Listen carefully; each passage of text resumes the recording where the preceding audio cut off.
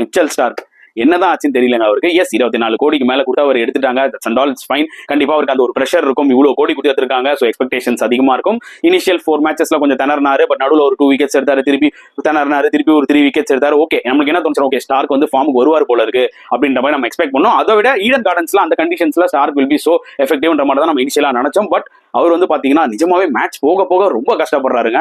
எனக்கே ரொம்ப ஆச்சரியமா இருக்கு. ஜென்ரலா மிச்சல் ஸ்டார்க் வந்து பாத்தீங்கன்னா இந்த அளவுக்கு புவரா போட்டு நான் இருக்கும் என்னோட லைஃப்லயே நான் பார்த்தது கிடையாது. அண்ட் நிஜமா அவரே வந்து பாத்தீங்கன்னா பாத்துருப்பாரான்னு தெரியல. அந்த அளவுக்கு பாத்தீங்கன்னா ரொம்ப சாஃப்டா போடுறாரு. அவர்கிட்ட அந்த டெட்லி யாக்கர்ஸ், இன்ஸ்விங்கிங் யாக்கர்ஸ் சும்மா அப்படியே வலிச்சுட்டு உள்ள எடுத்துட்டு வருவார் பாத்தீங்களா, அந்த பால்ஸ் எல்லாம் காணும். பவுன்சர்ஸ் ஷார்ப்பா போடுவாரு, அதுவும் காணும். எல்லாமே முக்கால்வாசி லென்த் பால், நல்ல பேஸ் தான் போடுறாரு தவிர ஸ்லோ டெலிவரிஸ் கூட போட மாட்டேங்கிறாரு. Very unlike Starc. ரொம்ப ஆச்சரியமா இருக்கு. I think he need a break.